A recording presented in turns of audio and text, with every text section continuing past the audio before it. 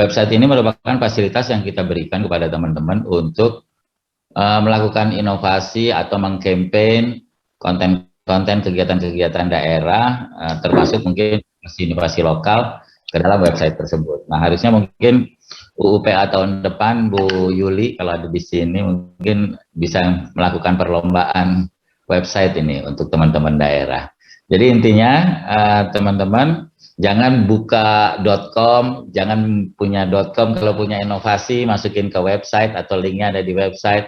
Jadikan itu situs resmi, dan kalau nanti inovasi lokalnya kita lihat bagus, kita bisa eskalasi ke tingkat nasional. Hal yang kedua adalah yang ingin disampaikan kami pada kesempatan ini adalah tentang sistem manajemen keamanan informasi. Jadi saya mengucapkan selamat nih kepada tim Pusdatin karena kita kemarin baru external audit. Recording in progress. Tentang ISO. Jadi kita sudah mendapat rekomendasi untuk memperoleh sertifikat ISO untuk fasilitas data center ISO 27001. Nah, cuman skopnya sekarang ini masih skop data center saja. Jadi sistem manajemen keamanan informasi ini skopnya masih data center. Nanti mau kita eskalasi ke aplikasi pengembangan sampai ke perilaku teman-teman di daerah. Nah, supaya nggak kaget, nanti mungkin Bu Tanti atau Pak Mul bisa menyampaikan apa itu sistem manajemen keamanan informasi, apa yang harus dilakukan oleh teman-teman di daerah, apa itu clean desk policy, kita nggak boleh ninggalin laptop atau komputer terbuka dan lain-lain, itu silakan disampaikan karena kita juga mendapat temuan minor untuk beberapa hal. Namun itu tidak menghalangi kita untuk memperoleh sertifikat ISO. Jadi teman-teman nanti perlu ada pencerahan sedikit tentang sistem manajemen keamanan informasi. Dan sekarang SMKI ini, kalau saya singkat SMKI, akan kita buatkan peraturan menterinya. Jadi itu mengikat ke teman-teman semua, bagaimana teman-teman nggak boleh lagi sharing password dan lain sebagainya, karena itu jadi suatu pelanggaran serius di instansi ini. Kenapa ini jadi penting? Karena kita kan mau masuk era digital, udah HT elektronik, pengecekan elektronik, sebentar lagi sertifikat elektronik, kita mulai kita uji coba untuk sertifikat kementerian. Begitu sertifikat elektronik jalan dan bergulir, maka layanan-layanan turunannya itu juga harus bersifat elektronik. Makanya nanti keamanan itu jadi hal yang sangat penting.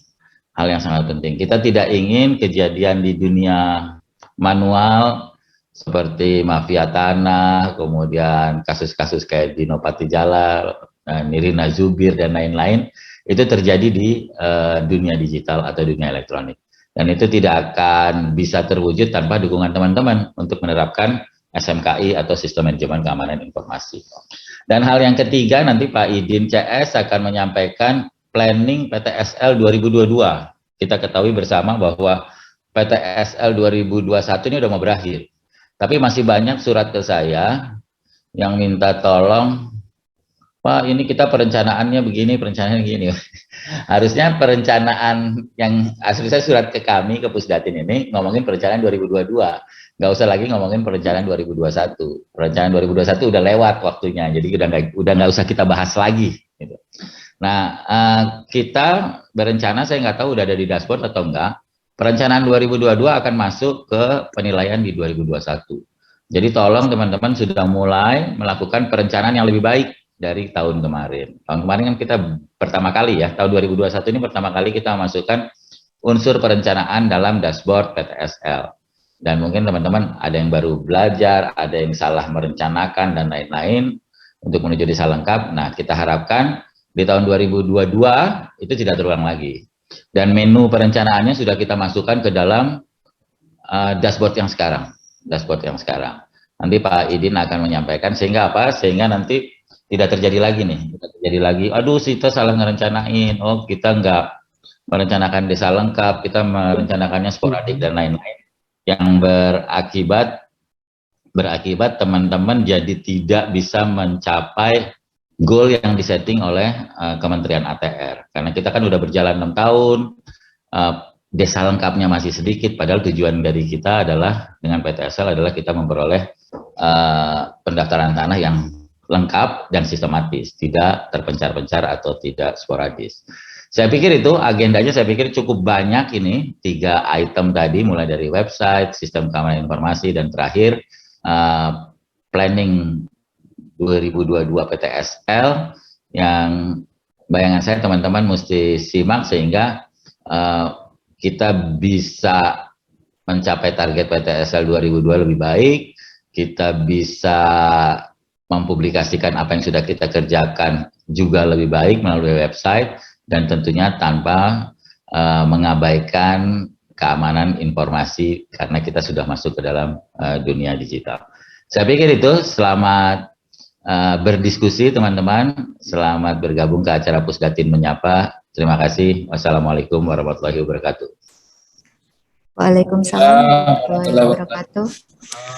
Terima kasih Pak Kapus, Pak Virgo untuk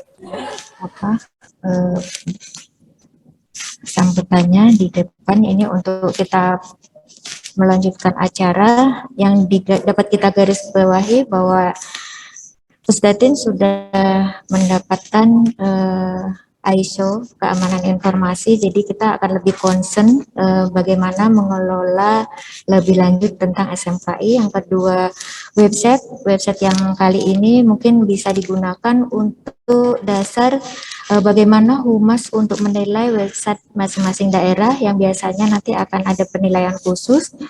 Kemudian yang ketiga yang menjadi concern adalah perencanaan PTSL di 2022. Mungkin itu yang dapat digarisbawahi yang harus kita concern di kali ini. Izin, apakah sudah bergabung Ibu Karo Humas? Izin, Ibu? Oh, belum. Baik, karena Ibu Yuli, Ibu Karo Humas belum bergabung, kita mulai untuk sesi yang pertama itu pengenalan website. Silahkan Pak Kabit, Pak Mulyadi ini untuk memaparkan bagaimana sih website kita yang baru ini, website daerah yang bisa diakses dari Kantah, Kanwil, dan kita juga punya 9 kedirjenan, dari di website kedirjenan juga sudah kita sediakan. Silakan Pak Kabit, Pak Mulyadi untuk menyampaikan. Terima kasih. Terima kasih Bu Ida. Bismillahirrahmanirrahim. Assalamualaikum warahmatullahi wabarakatuh. Waalaikumsalam. Ya, selamat sore Bapak dan Ibu sekalian. Bismillahirrahmanirrahim. Yang saya hormati Bapak Kapus Datin beserta jajarannya, kemudian yang saya hormati Bapak dan Ibu peserta Pusdatin Menyapa yang berbahagia dan yang saya hormati. Pada kesempatan ini terima kasih kami diberikan kesempatan untuk melakukan diseminasi kaitannya terkait dengan pembangunan website Kementerian ATR BPN. Bapak dan Ibu sekalian, tadi sekilas sudah dijelaskan ya oleh Bapak Kapus mengenai pembangunan website Kementerian ATR BPN. Tadi digambarkan bahwa beberapa inovasi kegiatan baik yang sifatnya rutin ataupun strategis itu dapat digambarkan dan dapat didiseminasikan informasinya melalui website ini. Ini adalah salah satu contoh Bapak dan Ibu sekalian, salah satu kantor pertanahan yang sudah memiliki alamat website resmi. Ini ada kantor pertanahan Kota Samarinda. Jadi mungkin Bapak dan Ibu sekalian, admin di kantor pertanahan ataupun di Kanwil ataupun di pusat, mungkin dulu ada yang sudah pernah melihat tampilan website kementerian yang lama. Di situnya harus mungkin ada yang bertanya perbedaannya apa. Nah, mungkin nanti akan kita presentasikan dan kita diskusikan kepada Bapak dan Ibu sekalian.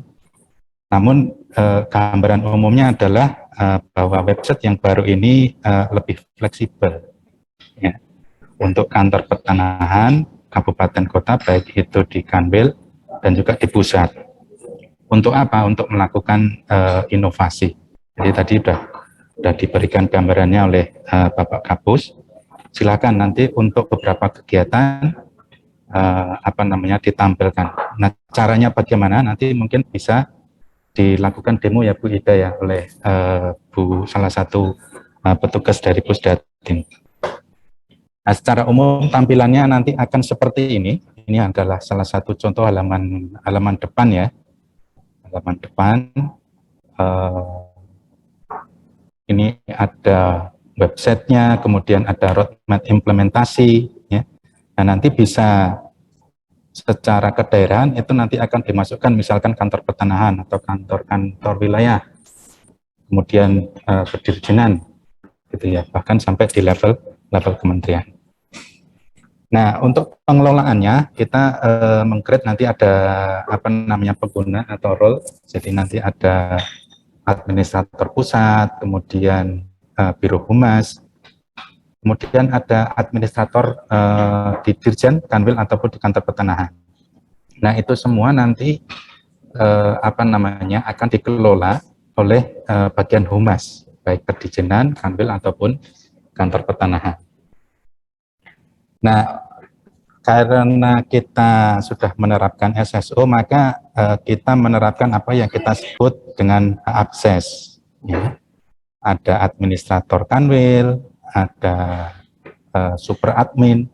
Nah, administrator Kanwil atau kantor pertanahan ataupun super admin itu kewenangannya atau kemampuan aksesnya itu lebih tinggi dibandingkan dengan misalkan tadi ya di depan humas.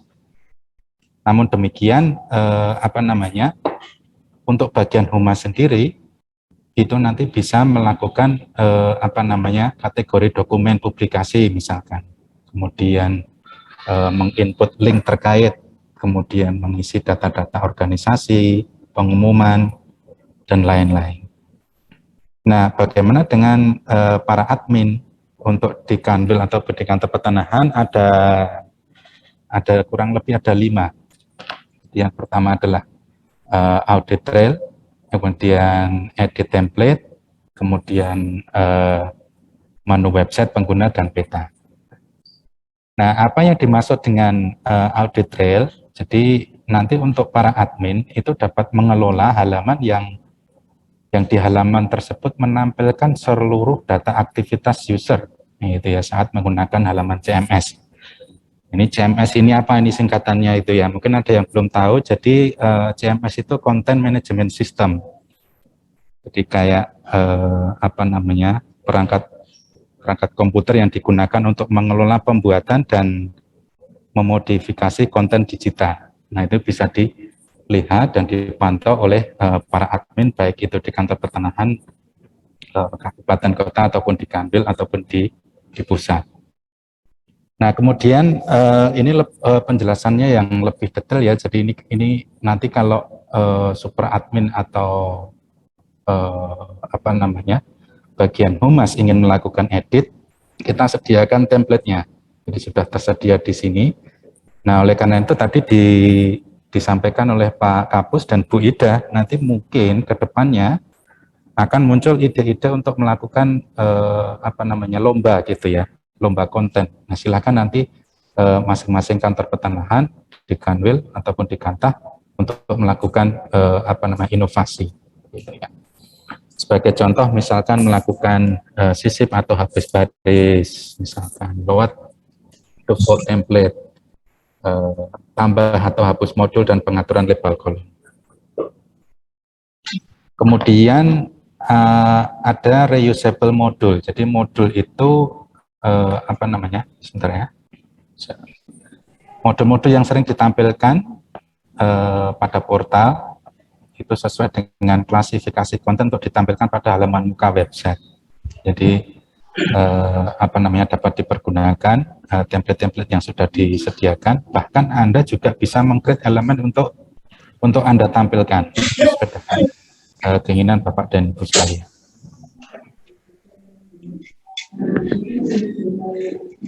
Ini adalah kelola pengguna. Jadi sebagai contoh misalkan ini kita tampilkan ada menu tambah data, kemudian edit data, hapus data, dan ubah status. Nah, ini secara fleksibel nanti silahkan dieksplor oleh Bapak dan Ibu sekalian, dan ini sangat mudah sekali untuk dioperasikan. Kemudian ada kelola menu website. Itu digunakan untuk secara umum untuk mengelola daftar menu yang akan ditampilkan di website kementerian. Jadi sama seperti tadi, ada tambah data, edit data, sampai dengan copy menu dari kantor pusat. Nah, fungsinya apa? Ini digunakan untuk menyalin menu dari kantor pusat. Jadi secara fleksibel nanti Bapak dan Ibu sekalian bisa coba masing-masing. Nanti akan minta bantuan Bu Ida nanti untuk menyebarkan modulnya ya Bu ya, baik modul di pusat ataupun di daerah. Kemudian ini kita lengkapi juga dengan peta, jadi digunakan untuk mengelola peta yang akan ditampilkan di website kementerian. Jadi berita atau informasi yang sifatnya tekstual bisa juga nanti dilengkapi dengan data-data spasial sehingga lebih interaktif. Nah, kemudian untuk login Humas itu bertugas untuk mengisikan konten-konten yang ditampilkan pada portal website dengan mengisikan sesuai dengan masing-masing kategori menu. Nanti juga akan dijelaskan oleh Bu Mahda dari Pusdatin nanti bagaimana cara melakukan login untuk Humas. Nah, apa yang bisa dilakukan Bapak dan Ibu sekalian? Selanjutnya ajukan permintaan aktivasi website daerah. Nanti ini khususnya nanti untuk Bapak dan Ibu sekalian, Kasubag Tata Usaha di Kantor Pertanahan, Kabag Tata Usaha, ataupun Kabag di pusat atau di kementerian. Jadi pertama, ajukan permintaan aktivasi website daerah, dan yang kedua, ya ini yang paling penting, persiapkan isi konten sesuai dengan kategori menu. Ini ya, dua hal ini. Nah, Bapak dan Ibu sekalian, itu kurang lebih yang dapat kita informasikan di kegiatan Pusdatin Menyapa pada sore hari ini. Nah, kedepannya kami di Pusdatin juga akan melakukan beberapa inovasi, ya. Jadi sifatnya ada yang sudah dan akan. Yang akan itu artinya sudah dalam bentuk prototipe, namun demikian masih perlu dilakukan pentest dan proses produksi. Nah, ke depan kita akan membuat apa yang kita sebut dengan e-wallet dalam bumi atrbbn.go.id. Nah, ini bentuknya seperti apa? Jadi mungkin Bapak dan Ibu sekalian sudah terbiasa ya dengan aplikasi Bumi. Nah, nanti untuk halaman e-wallet ini dapat diakses melalui tab menu e-wallet yang ada di pojok kanan atas ini, yang saya garis, yang kita beri warna merah di kanan atas ya, seperti itu. Nah, kemudian Bapak dan Ibu sekalian atau user itu akan melakukan login dengan menggunakan user Sentuh Tanahku. Jadi sebenarnya ada dua aplikasi yang kita pergunakan, yaitu menggunakan Sentuh Tanahku dan Bumi. Nah, kemudian apabila sudah berhasil, maka akan muncul sertifikat saya. Ya, sebagai gambaran umum kan kalau di Bumi kan ada 3 hal, bidang tanah terdaftar, kawasan terdaftar, dan yang belum terdaftar. Nah, di e-wallet, sebagai contoh misalkan di sebelah kanan atas ini punyanya Pak Ahmad Faisal misalkan. Nah, ini di sebelah kiri, bentar saya berikan laser. Nah, di sebelah kiri ini ada daftar sertifikat saya. Ini artinya Pak Ahmad Faisal ini punya kurang lebih 1, 2, 3, 4, 5. Nah, kurang lebih beberapa sertifikat yang dia secara interaktif bisa dilakukan pengecekan melalui aplikasi Bumi ini. Kemudian apabila kita melakukan pemilihan atau pilih sertifikatmu, ya, itu dapat menunjukkan letak bidang tanahnya, dan kita klik di situ, maka akan muncul nomor H, tipe H, kemudian alamat, kemudian nomor induk bangunan, luas bidang tanah, surat ukur, dan hal-hal lainnya yang tercatat dalam KKP. Nah, mungkin itu Bapak dan Ibu sekalian yang saya hormati, yang dapat kami sampaikan kaitannya dengan inovasi yang ada di Pusdatin. Tadi secara umum kaitannya dengan pembangunan website, kemudian tadi inovasi di bumi atr.bpn.go.id. Demikian waktu kami kembalikan kepada Bu Ida. Terima kasih. Wabillahi taufiq wal hidayah. Wassalamualaikum warahmatullahi wabarakatuh. Baik, terima kasih Pak Kabid, Pak Mulyadi untuk materinya. Yang bisa kita garis bawahi dari materi yang disampaikan oleh Pak Kabid tadi, bahwa di website yang baru ini kita dapat berinovasi. Jadi websitenya ini memang didesain, kita dapat berinovasi untuk dapat menentukan konten-konten apa yang harus kita sajikan di dalam website daerah. Kita juga dapat berinovasi menambahkan link ataupun konten ataupun apapun, misalnya aplikasi, punya aplikasi ataupun inovasi yang dikerjakan oleh Kantah ataupun Kanwil bisa disajikan dalam website daerah. Yang kedua, ada 2 layer untuk user loginnya nanti, yaitu layer pertama itu sebagai administrator. Administrator akan menentukan konten-konten apa yang akan disajikan di dalam website. Kemudian yang kedua adalah humas. Humas ini bertugas untuk mengisi dari konten yang apa yang sudah disajikan oleh administrator. Mungkin itu catatannya. Dan untuk aktivasi memang kita masih buka untuk permohonan permintaan untuk aktivasi dari kantor pertanahan atau kantor wilayah by surat. Jadi untuk diaktifasi, kenapa seperti itu? Karena saya lihat di kantor pertanahan dan kantor wilayah ada beberapa yang sudah memiliki website, apakah itu .com atau yang GoID juga saya lihat ada beberapa itu. Kenapa kita seperti itu? Untuk dapat kita juga mempersiapkan apabila GoID-nya sudah aktif, kita juga harus form ini apakah GoID yang lama kita turunkan untuk kita aktifasi dengan GoID yang baru. Nah, kenapa kita pakai mekanisme itu? Pertimbangannya seperti itu. Mungkin itu yang bisa disampaikan dari website. Kita lanjut dulu ke materi yang kedua untuk keamanan informasi. Mohon kesediaan Bu Kabid, Bu Tanti untuk menyampaikan materi tentang keamanan informasi. Silakan Ibu, terima kasih.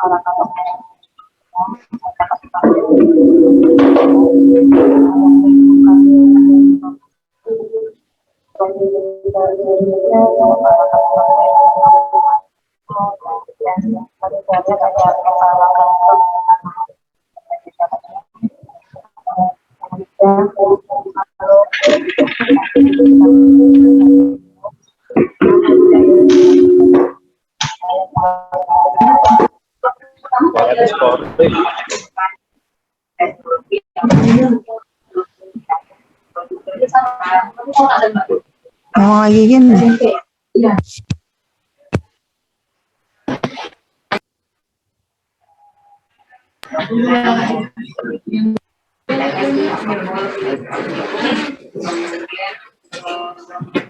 Tapi ada suara. Suara saya terdengar.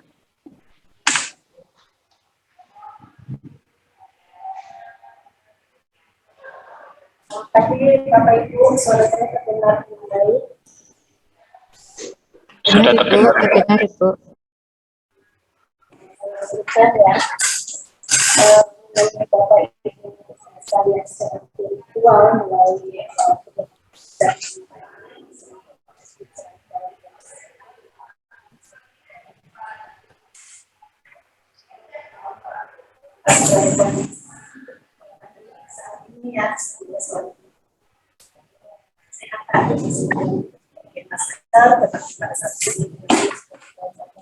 Laporan kinerja PTSL tahun anggaran 2021.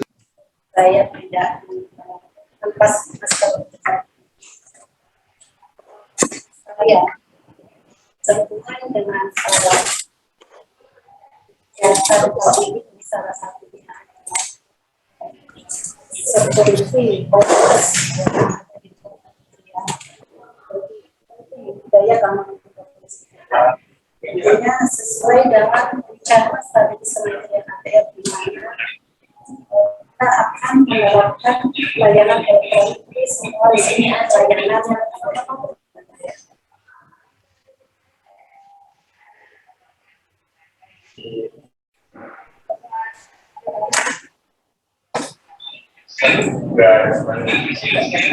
Kalau nggak usah pakai headset aja Bu, pakai headset ya Bu.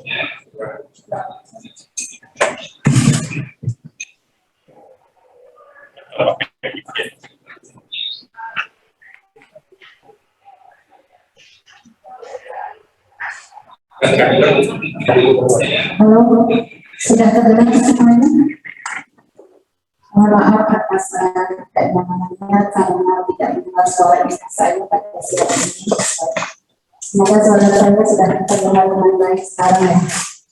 Bapak Ibu sekalian, pada kesempatan kali ini kami dan Pusdatin, khususnya saya, Tanti selaku Kepala Bidang Tata Kelola dan Infrastruktur Teknologi Informasi, ingin menyampaikan tentang informasi security awareness, yang artinya bertujuan agar seluruh kementerian memahami tentang pentingnya dan tanggung jawab terhadap keamanan informasi di lingkungan tugas masing-masing. Kenapa informasi security awareness ini menjadi penting? Ya tentunya sesuai dengan rencana kita ke depan adalah seluruh layanan adalah berbasis teknologi, yang dimulai dengan proses semua adalah dengan elektronik. Sampai saat ini kita sudah memproduksi dokumen berupa elektronik. Tentunya dibutuhkan budaya keamanan informasi di semua lini pegawai. Oke, selanjutnya. Kok nggak jalan ininya?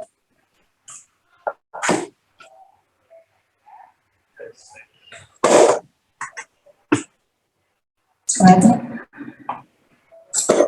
Ada slide-nya, kita lanjutin.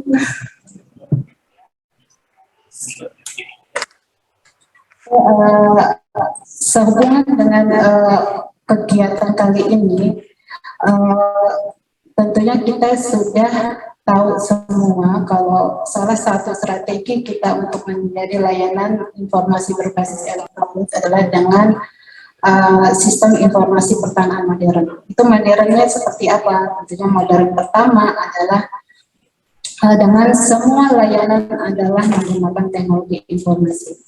Untuk teknologi informasi apa saja yang perlu dikembangkan oleh Pusdatin dalam hal ini tentunya selain dari pengembangan aplikasi juga dituntut juga untuk keamanan data dan informasinya. Nah, pada kesempatan ini saya selaku Kepala Bidang Infrastruktur Teknologi Informasi akan berbicara berkaitan dengan keamanan informasi, khususnya awareness atau budaya keamanan informasi yang mungkin harus dilakukan oleh Bapak Ibu sekalian. Minimal apa aja sih yang perlu dibantu dari sisi Pusdatin yang harus dilakukan oleh Bapak Ibu sekalian. Oke, lanjut. Nah, ke depan kita akan menerapkan Zero Trust Security. Apa itu Zero Trust Security? Zero Trust Security adalah model keamanan yang digunakan untuk mencegah ancaman cyber seperti kebocoran data dengan mengeliminasi konsep trust atau kepercayaan dari arsitektur network yang kita buat di sini, network yang sudah dikembangkan oleh tim Pusdatin untuk seluruh operasional kementerian tentunya akan berjalan dengan baik, sehingga zero terhadap ancaman-ancaman baik melalui device, kemudian data, network, workflow, sampai ke people. Nah, apa saja prinsip-prinsip dasar keamanan informasi yang harus diketahui? Tentunya cuma 3 hal sebetulnya yang mendasar terhadap keamanan informasi. Mulai dari confidentiality, dalam hal ini kerahasiaan, keutuhan, dan ketersediaan data. Kalau kita beri contoh terhadap aplikasi atau penerapan yang sudah kita terapkan saat ini, tadi sudah sekilas disampaikan oleh Pak Mulyadi ya, misalnya terkait layanan elektronik di sini. Untuk kerahasiaan secara sistem kita sudah menerapkan, contohnya terhadap dokumen pusat, kanwil, dan kantah. Nah, profilnya siapa aja nih yang boleh menggunakan informasi-informasi tersebut. Untuk dokumen pusat misalnya, profil pada kantor pusat hanya bisa dilihat oleh oleh semua dokumen di kantah, itu boleh dilihat oleh semua profil yang jenisnya kewenangannya di kantor pusat. Sementara untuk di kanwil tentunya boleh melihat dokumen-dokumen yang di kantah. Begitupun kantah hanya bisa melihat dokumen-dokumen yang ada di kantah, baik itu dokumen berupa yuridis maupun peta. Nah, untuk kerahasiaannya terhadap identitinya, siapa yang bertanggung jawab? Tentunya Bapak Ibu selaku penanggung jawab teknis kegiatan tersebut masing-masing. Khususnya di sini di aplikasi masih menerapkan melalui Kabak TU dan Kasubag TU selaku yang bertanggung jawab terhadap keamanan SDM-nya. Apakah benar SDM itu adalah pejabat atau ASN atau PMS yang ada di lingkungan unit kerja masing-masing. Dalam hal ini makanya keberadaan Kasubag TU dan Kabag TU itu menjadi vital untuk di setiap kantor pertanahan. Nah, karena vital tentunya terkait juga dengan keamanan informasi. Kabag TU misalnya, berarti kan sangat penting keberadaannya di lingkungan kantor masing-masing. Nah, sebagai Kabag TU juga secara pribadi juga bertanggung jawab terhadap untuk bisa mengamankan akun atau data dari masing-masing. Nah, selanjutnya integriti keutuhan data. Keutuhan data ini tujuannya adalah untuk melindungi keutuhan data dan informasi organisasi dari modifikasi yang tidak sah. Nah, bentuknya seperti apa? Kalau mau bisa saya contohkan, kalau dari kebijakan, tadi Pak Kapus Datin sudah menyampaikan, saat ini kita sudah menyusun rancangan peraturan menteri tentang sistem manajemen keamanan informasi di lingkungan Kementerian ATR BPN. Di situ semua klausul berkaitan dengan keamanan data informasi akan kita atur. Dan semua yang diatur itu yang wajib harus dilakukan oleh seluruh pegawai, tidak hanya bidang TI atau Pusdatin atau pimpinan terkait atau manajemen tingkat eksekutif, pegawai yang harus menerapkan kebijakan-kebijakan yang ada di SMKI. Kemudian apaan dong tugasnya Pusdatin? Tentunya tugasnya Pusdatin di sini kita menyiapkan tentang threat management, bagaimana manajemen ancamannya itu dilakukan dengan apa? People misalnya, terkait people. Itu kewenangannya ada di mana aja terkait keamanan informasi terhadap informasi atau aset yang akan diatur. Itu nanti ada di klausul-klausul yang di SMKI. Kemudian teknologinya apa? Teknologinya misalnya, tadi mungkin sudah sering disampaikan kaitannya dengan aplikasi misalnya. Aplikasi kalau dulu tidak ada kolaborasi, sekarang sudah ada kolaborasi. Kolaborasi dalam hal validasi data, misalnya, dalam hal digitalisasi, dalam hal blokir. Kalau dulu cuma ada di admin saja, bukan validasi, tetapi sekarang sudah ada harus ada verifikasi dari pejabat terkait. Misalnya terkait peta, tentunya ke pejabat yang sesuai dengan visi. Nah, di situ nanti ada OTP, nah itu salah satu bagian dari untuk prinsip keamanan informasi yang integriti, jadi menjaga keutuhan data. Secara sistem, contohnya sudah kita terapkan di aplikasi. Kemudian contoh berikutnya adalah penerapan TTE. TTE di sini kita sudah bekerja sama dengan BSSN. Sudah ada autentifikasi dan verifikasi juga dari teman-teman yang ada di unit kerja teknis. TTE ini merupakan bagian dari penerapan dari untuk melindungi keutuhan data dan informasi kita. Dan ada lain lagi teknologi berupa autentifikasi, kemudian autentifikasi wajah yang dari Polri dan lain-lain, itu merupakan salah satu untuk melindungi keutuhan data. Selanjutnya ketersediaan. Ini sama, ketersediaan kaitannya dengan validitas data. Validitas data, kalau kita contoh dengan kegiatan yang sedang berjalan saat ini, artinya digitalisasi dan validasi data. Digitalisasi dan validasi data ini adalah untuk melindungi bahwa data itu tersedia, bahwa data itu yang kita butuhkan saat itu, baik untuk kita selaku unit kerja teknis maupun selaku pemohon misalnya. Di situ ada ketersediaan data. Tetapi tentunya nanti dari semua prinsip dasar ini harus sesuai dengan kebijakan SMKI, di mana salah satunya harus mencantumkan tentang kerahasiaan. Mulai di mana sih data yang sangat rahasia, terbatas, dan bersifat publik. Oke, selanjutnya. Prinsip dasar tentunya apapun semua kegiatan harus mengikuti dengan 3 pilar di sini. Harus dari people, proses, dan teknologi. People dalam hal ini SDM. Salah satu kewajiban dari institusi adalah terkait people, adalah terkait awareness, seperti yang sekarang dilakukan.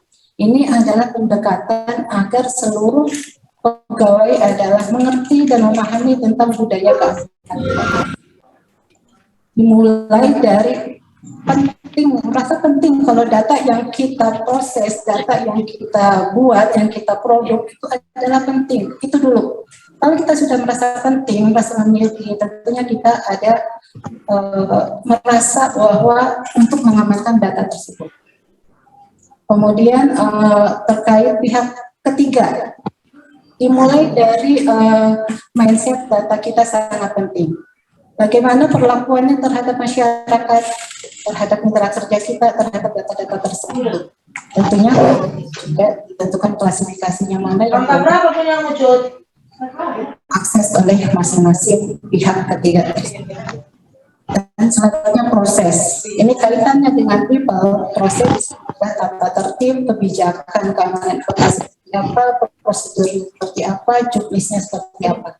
Kalau juknis bisa dicontohkan PTSL. Kalau tidak ada juknis, tentunya kita tidak bisa bekerja. Kemudian terkait peraturan lain tentunya terkait standar dan lain-lain kepada informasi tentang keamanan informasi. Kami juga sehubungan juga dengan penerapan atau implementasi dari peraturan-peraturan di atasnya seperti Undang-Undang ITE, Undang-Undang 11 2008, Junto 19 2016, PP 71 2016 terkait penyelenggaraan transaksi dan hubungan dengan ITE juga. Kemudian peraturan BSSN terkait pengamanan informasi seperti apa. Dan terakhir tadi sudah disampaikan oleh Pak Firbo, kita saat ini juga sudah melakukan audit eksternal terhadap pengamanan informasi sesuai dengan standar ISO 27001-2013. Dan sekarang sudah mendapat rekomendasi untuk dilanjutkan mendapat sertifikat lingkupnya data center. Intinya berkaitan dengan proses ini adalah pedoman kemudian prosedur, instruksi, petunjuk teknis yang harus dilakukan, dan semuanya harus based on risiko, manajemen risiko, harus berdasarkan keamanan data dan informasi. Dan selanjutnya adalah teknologi. Teknologi tentunya di sini kalau mau dicontohkan yang sudah kita lakukan di sini terkait aplikasi misalnya, untuk kerahasiaan, untuk integritas, dan untuk ketersediaan data terhadap sertifikat elektronik, kita tadi contohnya adalah OTP pada saat penutupan dan pembatalan berkas. Tadi sudah saya sampaikan itu berkaitan dengan data.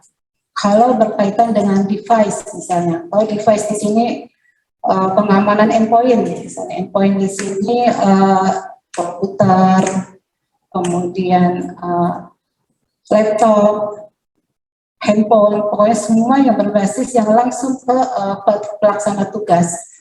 Itu pengamanannya tidak hanya dari sisi teknologi, tetapi juga dari teman-teman sekalian.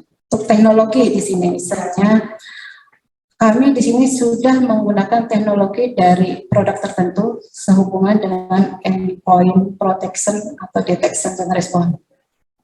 Mungkin kalau enterprise mobility manajemennya sedang kita lihat juga, nanti akan ada di peraturan SNKP.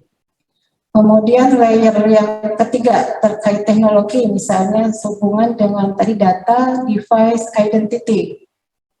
Nah, identity ini contohnya adalah mengenai profiling terhadap SDM, terhadap akses untuk melihat atau untuk mengakses data tersebut, melakukan editing, itu sehubungan dengan identity. Dan ke depan, untuk identity management adalah menjadi mutlak dan harus menjadi dasar untuk keamanan data dan informasi. Di sini peran Kasubag TU dan Kabag TU selaku yang paling mengerti tentang pegawai adalah sangat penting di sini. Kemudian layer yang keempat adalah aplikasi. Kita harus dituntut untuk menerapkan semua teknologi yang berhubungan dengan aplikasi. Contoh yang sekarang sudah kita terapkan di sini pengembangan aplikasi adalah bahwa kita teknologinya sudah ada menggunakan DNS, gitu, domain name service, sudah ada, kemudian email kita sudah menggunakan email resmi ATR BPN, kemudian kita sudah menggunakan web application firewall, itu semua terkait teknologi yang sudah digunakan untuk setting. Kemudian secure socket layer visibility. Nah, kalau dulu contohnya mungkin Ibu Bapak bisa lihat kalau buka website BPN, ada gambar gemboknya lah di sebelah kiri, itu artinya kita sudah secure dan kita sudah melakukan aplikasi untuk web itu sudah secure. Dan kemudian untuk layer yang selanjutnya adalah network. Kita juga karena kita sudah data centernya sendiri, kita sudah menggunakan semua kapasitas terhadap firewall, next generation firewall, kemudian virtual VPN. Nah, saat ini Bapak Ibu sudah diketahui untuk network di sini mungkin kita saat ini sedang akan melakukan kerjasama dengan BSSN sehubungan dengan penggunaan atau Security Operation Center terhadap pusat keamanan cyber dengan BSSN. Nah, untuk amannya kita harus menggunakan VPN dan itu salah satu teknologi dari network adalah VPN. Kemudian ke depannya kita akan lebih meningkatkan lagi sehubungan dengan network itu bekerjasama dengan BIN juga dengan BSSN. Dan terakhir adalah terhadap threat management. Nah, threat management ini sehubungan dengan security information dan event management, kaitannya dengan incident handling, penanganan terhadap insiden-insiden. Salah satu kolaborasi yang sudah dilakukan oleh Pusdatin, kita untuk tindakan-tindakan jika ada kemungkinan ada yang mencoba masuk serangan, kita sudah kerjasama dengan BSSN dan BIN dengan cara integrasi atau memasang sensor di masing-masing pusat data di sini data center. Itu sehubungan dengan teknologi. Lanjut ya. Nah, kenapa harus aware gitu ya? Tentunya memang harus aware di sini karena ancaman terbesar itu sebetulnya datangnya tidak hanya dari luar, tetapi dari diri sendiri juga.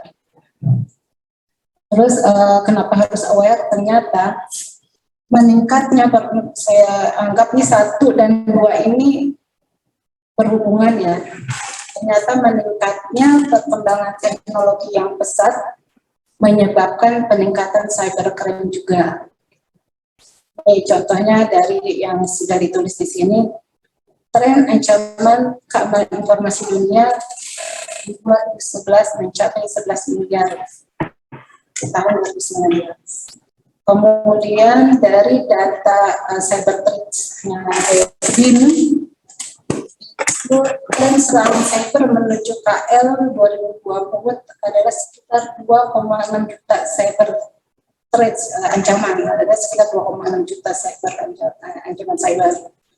Kemudian dari pada tahun 2020 ada sekelompok hacker namanya APT Ocean Lotus terdeteksi melakukan serangan cyber dengan menargetkan pengguna Android di beberapa negara, salah satunya Indonesia.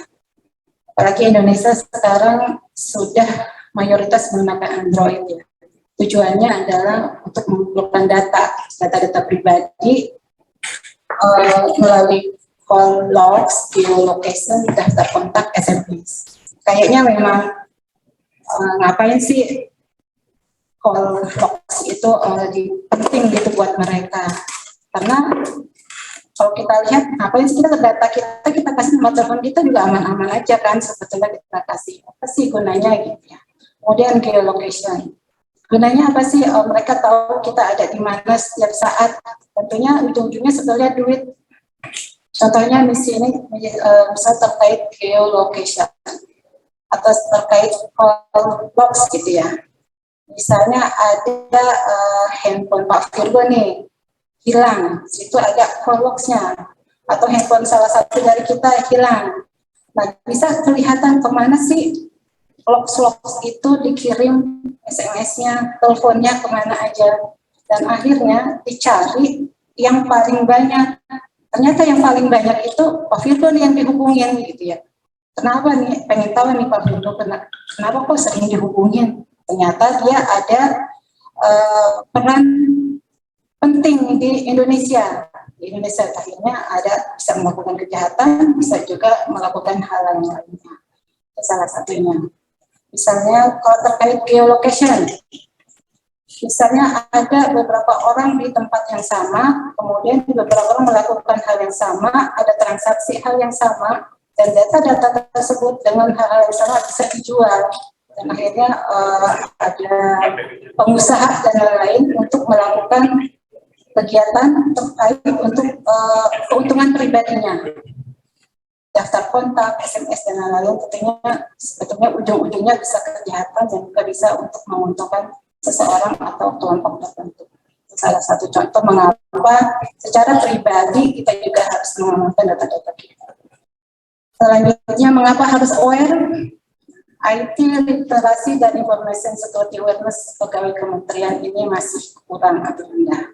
Contohnya, masih banyak menggunakan email non terdaftar. Kedua, tidak mengganti password sejak pertama kali mendapatkan. Bapak cek semua terkait user dan password masuk ke KKP. Apakah sebenarnya belum diganti atau tidak? Kalau sudah diganti, alhamdulillah berarti sudah mengerti dan paham tentang pentingnya data dan informasi masing-masing. Kemudian sampai saat ini masih saja ada pengguna PC, laptop yang belum terinstall antivirus. Dan masih ada yang beberapa yang terindikasi atau oleh malware. Itu kenapa? Karena adanya phishing. Dan terakhir, masih terdapat sistem informasi yang belum sesuai dengan standar keamanan. Misalnya suatu aplikasi belum uji kerentanan atau vulnerability assessment, tetapi sudah digunakan dan akhirnya itu rentan masuk juga untuk serangan-serangan. Oke, lanjut. Nah, ini beberapa persepsi keliru yang sering ada di kita. Kita selalu merasa kita sudah menggunakan antivirus, berarti komputer kita aman dong. Itu enggak selalu seperti itu. Karena antivirus yang namanya maling pastinya lebih pintar ya. Nah, tentunya terkait ini masing-masing punya berkewajiban untuk selalu melakukan mengecek terhadap komputer atau laptop masing-masing. Nah, apa peran Pusdatin dalam hal ini? Tentunya kita mengembangkan dari sisi teknologi terhadap endpoint protection dan detection response-nya. Kemudian enterprise mobility management dengan menggunakan tools tertentu atau perangkat-perangkat tertentu.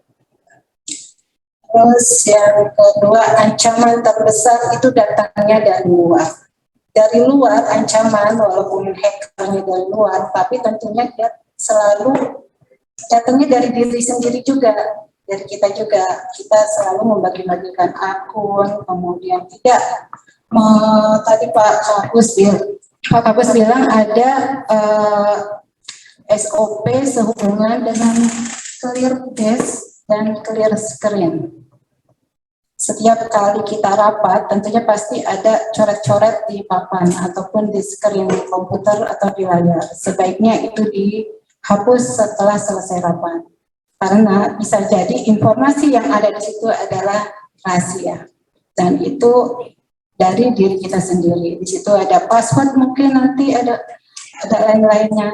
Dan situ merupakan salah satu peluang untuk seseorang untuk melakukan tindakan-tindakan yang tidak sah.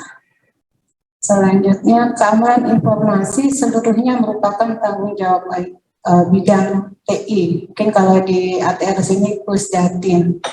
Itu sebetulnya enggak. Kami pernah berpikir bahwa cyber security adalah tanggung jawab organisasi yang memegang TI. Padahal enggak, itu tanggung jawab terhadap semua orang. Siapapun yang memiliki akses email dapat rentan terhadap penipuan phishing, di mana mereka secara tidak sengaja pasti pernah mengklik tautan-tautan gitu ya, kalau itu berkaitan dengan phishing. Phishing adalah kejahatan melalui dunia maya. Misalnya Bapak Ibu dapat email gitu ya, email misalnya silahkan Bapak Ibu membuat tautan ke klik atrwpn.co.id. Nah, itu bukan go tapi co.id. Nah, itu salah satunya dari kejahatan-kejahatan phishing. Itu salah satu contohnya demikian.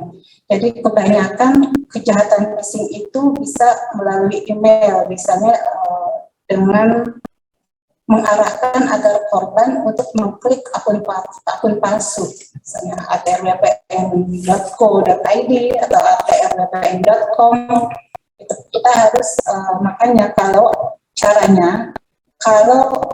supaya kita tidak terkena phishing, hati-hati pada saat ada mengarahkan untuk melakukan klik ke tautan tertentu.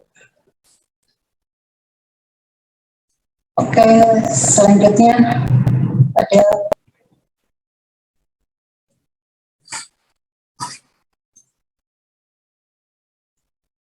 terkait kejahatan cyber tadi, selain phishing ada juga ransomware ya.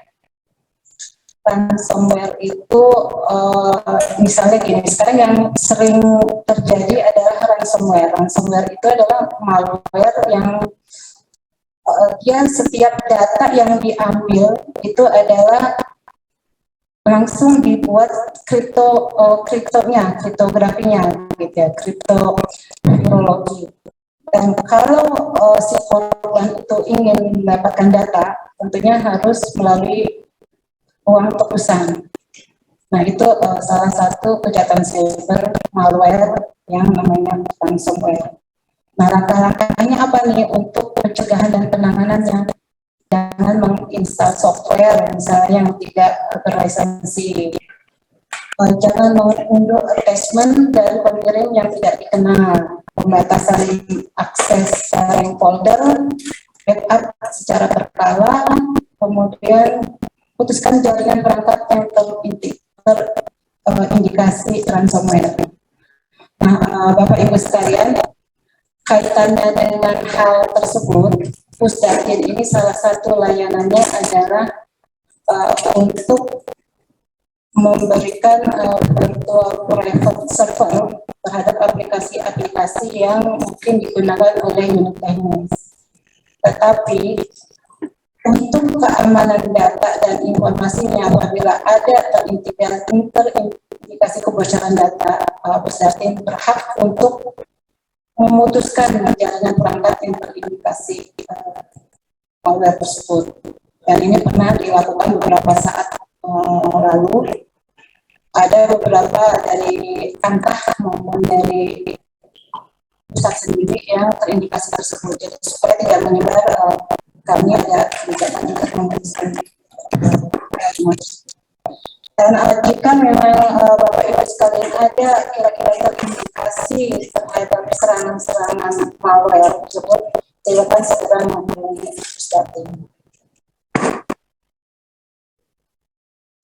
Selanjutnya adalah untuk mencegah terjadinya serangan-serangan sehubungan dengan pengamanan data dan informasi, tentunya apa saja yang harus dilakukan oleh Bapak Ibu sekalian. Minimal penerapan informasi harus dilakukan. Ada 6 hal di sini, yaitu terkait klasifikasi data dan informasi, kemudian keamanan komputer, penggunaan internet, surat elektronik, wifi, etika sosial media, kemudian penggunaan perangkat dengan lisensi apa, kemudian insiden sama informasi dan kewaspadaan terhadap malware dan phishing. Itu apa saja yang harus dilakukan. Selanjutnya, pertama terkait klasifikasi data dan informasi. Nah, mulai sekarang Bapak Ibu sekalian sebaiknya sudah mulai memilah semua data dan informasi, mulai dari sangat rahasia terbatas. Sangat rahasia tentunya apabila data kita itu akan membahayakan ketahanan nasional secara nasional. Rahasia apabila data kita terbuka atau digunakan oleh pihak-pihak yang secara tidak sah dan kemudian dikasihkan, tentunya akan membuat reputasi Kementerian APR BPN menjadi cacat. Terbatas, tentunya berkaitan terbatas seperti contohnya seperti SOP, peraturan-peraturan ini tidak mengganggu kelancaran kegiatan, tetapi kadang tidak juga mengganggu citra dan reputasi Kementerian APR BPN. Tetapi tidak berguna juga buat kementerian atau yang tidak berguna. Kemudian keamanan fisik.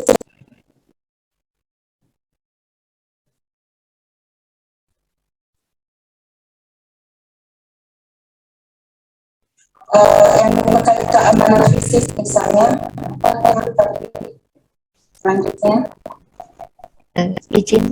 Izin Bu, waktunya 5 menit lagi. Oh iya, 5 menit Bu. 5 menit.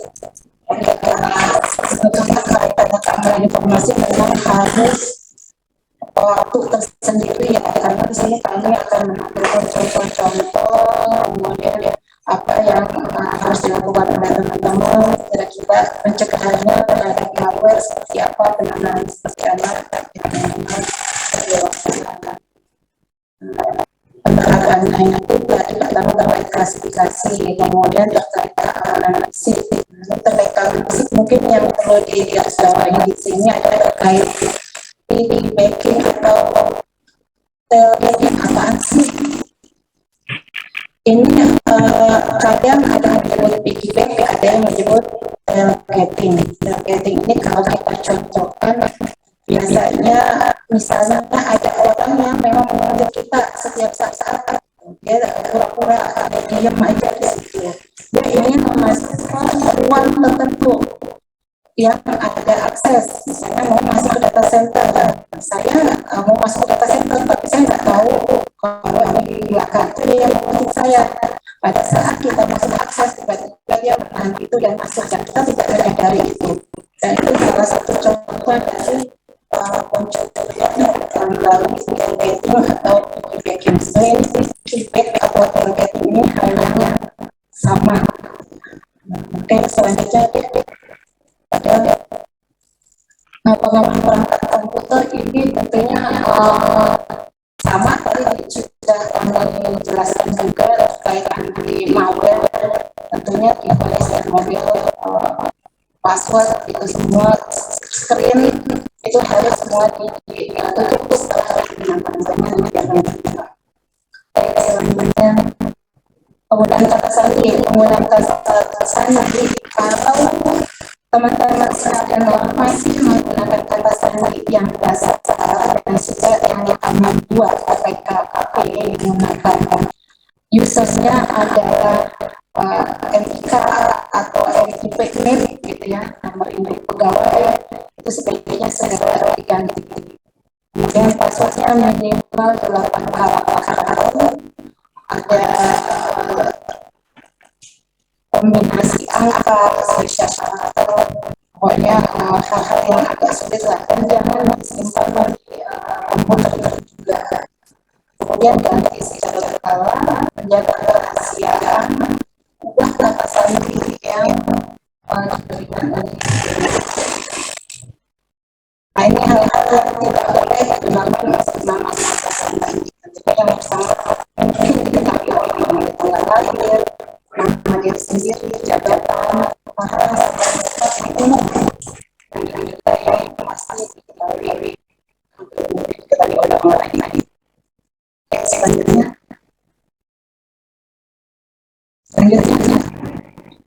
nah ini penggunaan internet dan internet. Nah, tadi sosial media, ada sekitar saya singgung ya, dengan sosial media di sini ada sosial media post, kemudian titik kaitannya dengan placement teknologi, mungkin terus data teknologi bagaimana sosial media ini kebijakan dari humas ya, diharapkan agar menggunakan bahasa yang benar, tidak menggunakan bahasa yang kasar.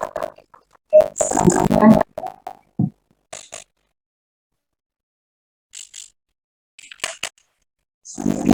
lanjut aja. Nah, ini penggunaan email, mana yang boleh dan mana yang tidak. Tadi sudah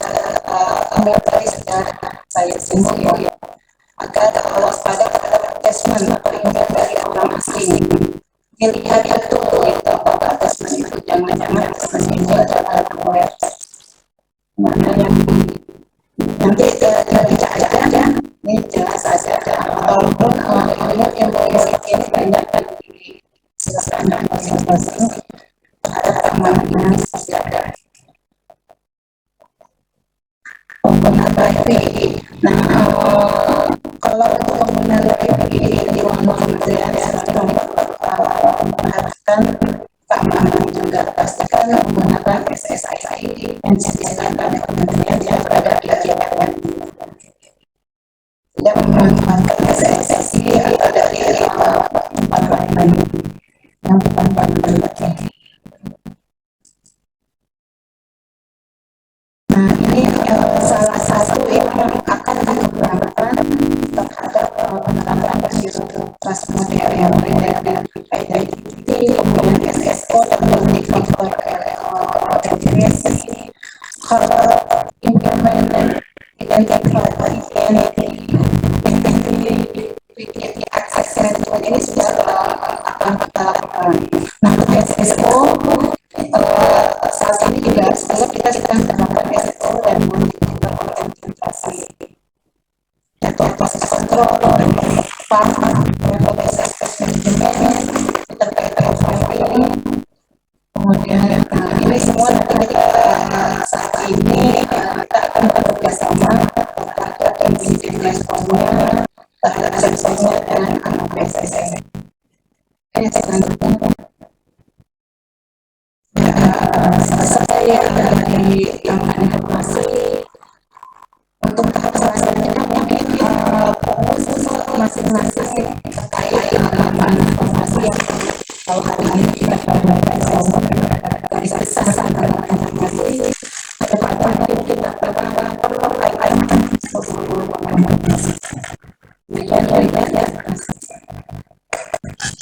Baik, terima kasih Bu Kabit. Ibu, ini ada dua pertanyaan mengenai keamanan informasi. Yang pertama, bagaimana jika posisinya itu ada jabatan yang dirangkap? Terus yang untuk ini kaitannya dengan akun dan password. Yang kedua, antivirus apa yang disarankan dari Pusdatin untuk keamanan? Mungkin itu Ibu bisa dibantu kami.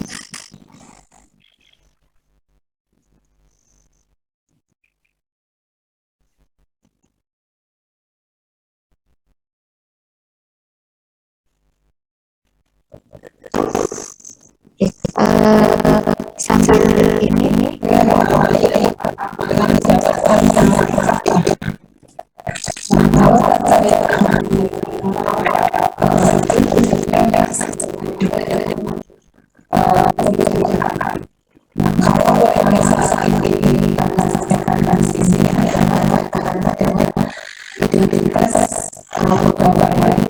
yang sudah dilakukan dan saja masuk ke dalam database dan diimplementasi oleh pegawai oleh database yang mengerti tentang sisi pegawai tersebut gitu ya. Ini yang masuk pertanyaan ini.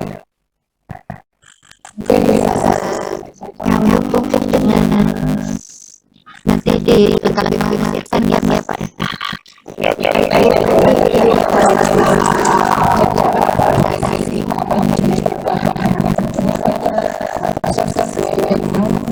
Sama dengan yang ada dari sistem sosial dan ini kaitannya dengan asasi.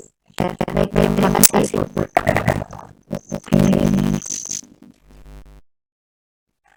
Untuk yang aktivitas nanti kita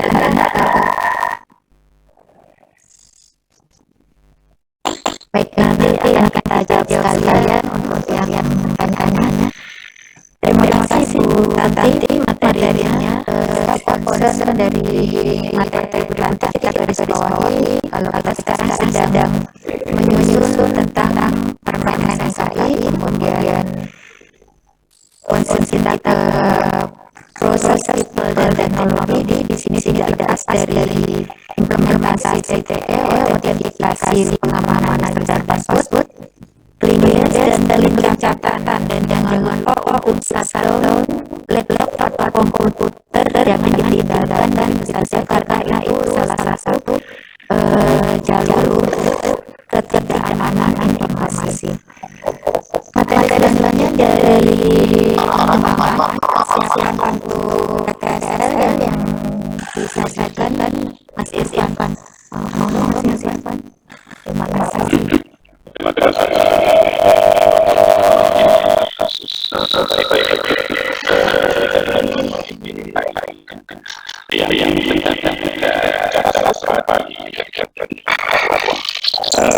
baik mungkin yang lain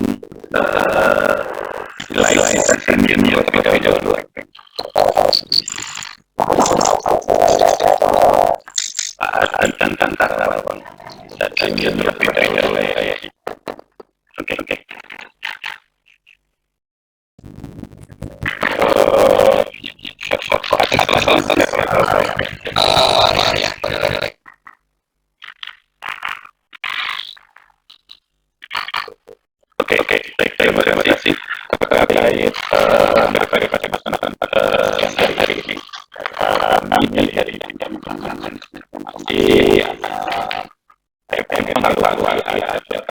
tentang pelaksanaan PTSL 2021 dan kesiapan menuju PTSL 2022. Senang sekali ada kesenangan ini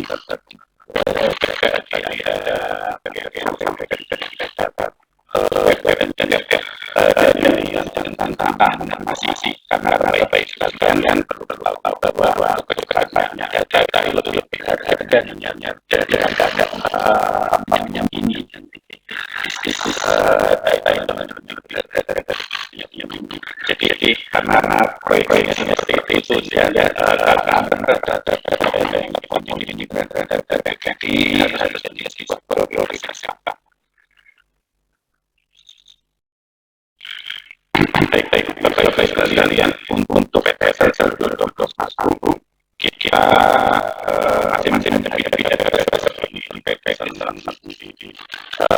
ada hasilnya statistiknya bisa sesuai dengan data rising dan sebagainya yang kemudian kemarin kita fokus untuk perbaikan konsep yang namanya data statistik dan sosial yang kita ambil dari yang tadi untuk apakah kemudian bisa diberikan administrasi orang kemudian tahun 2021 masih dipakai data yang dibandingkan dengan baru terakhir saya sekali kemudian penggunaannya secara sistematis karena tidak diukur hasil yang kita sampaikan bahwa ini akan disebut data dilakukan target sama hasil minimum dalam aplikasinya kemudian jangka mesinnya kemudian hasil itu kita tanah SL maupun non SL yang akan kawasan tanah kalau di laut dalam hal ini kasus yang ketiga itu untuk menambah itu ada persel yang satu saat itu terkait dengan kita tahu sehingga bisa disimpulkan bahwa masih ada beberapa yang melaksanakan secara dan mencapai pencapaian secara kuantitas dengan kualitasnya jadi selama tahun ini beberapa masih ada yang mencari yang sudah ada meningkatkan kualitas dari lain-lain. Bapak Ibu sekalian, pada tahun 2021 ini ada kenaikan jumlah angkanya jadi 84 yang sudah saat ini kita dari nilai tersebut masih belum seberapa dibandingkan sebenarnya dengan jumlah potensi salam yang ada. Sebenarnya tahun ini kita punya potensi salam itu 3.700 potensinya 13.000 lebih sedangkan yang kita rasakan adalah 7. Kenapa seperti itu? Kalau kita analisis rencananya Bapak Ibu kan pernah analisis beberapa bahwa untuk dideklarasikan kan salam itu hanya di dasar hanya bisa seperti dasar padahal tidak. Jadi jika kualitas data Bapak Ibu kalian sudah dari 8%, maka Bapak Ibu itu bisa memprosesnya bisa lengkap.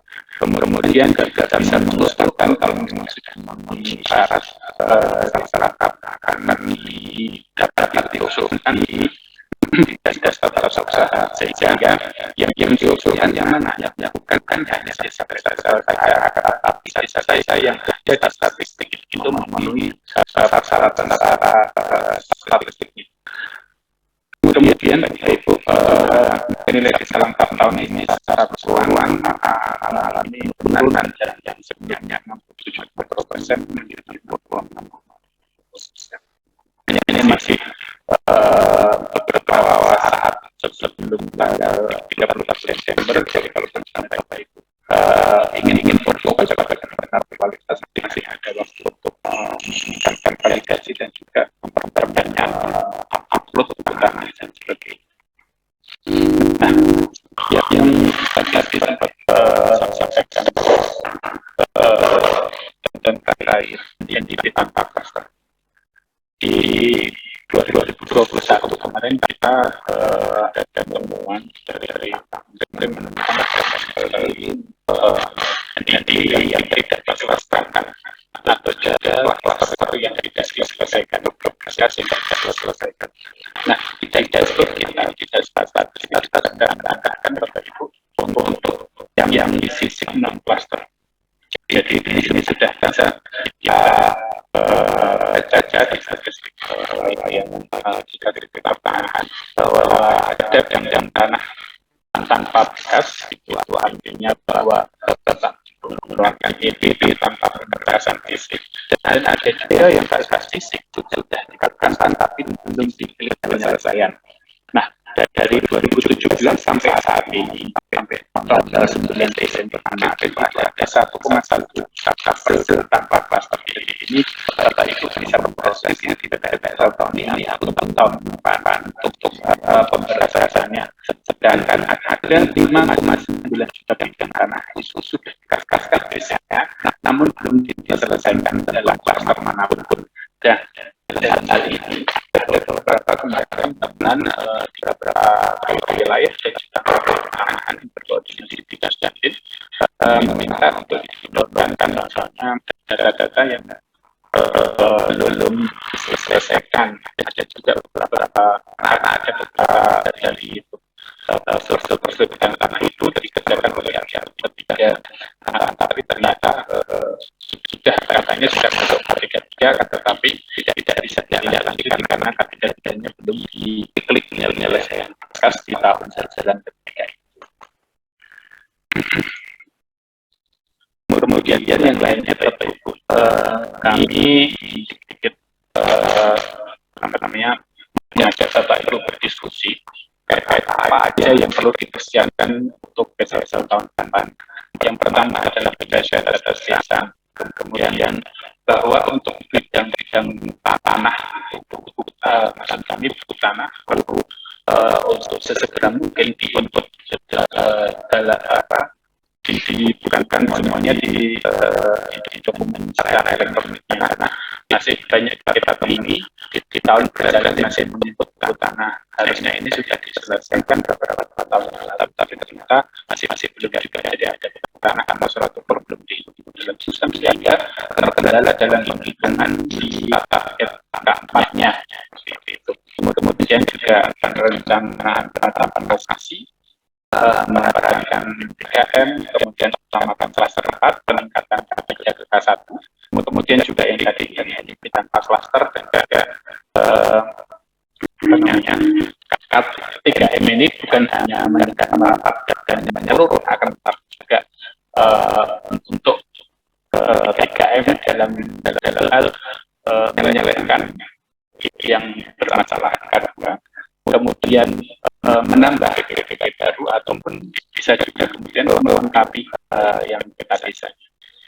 Nah, Bapak Ibu sekalian, dalam hal perencanaan penetapan lokasi tadi sempat pernah disampaikan oleh Pak Kapus, kita sudah menambahkan di dalam dashboard yang ada di tahun ini untuk Bapak Ibu bisa menginput perencanaannya mulai hari ini. Jadi besok pagi sudah akan muncul di rekapitulasi perhitungan yang baru berdasarkan dashboard yang dashboard perencanaan 2022 yang juga akan masuk ke dalam perhitungan di rekapitulasi PSSL dan kinerjanya. Nah, sebelumnya ini ada strategi menuju desa lengkapnya seperti apa yang perlu Bapak lakukan dan apa yang tidak boleh dilakukan. Nah, beberapa kejadian masih kami temukan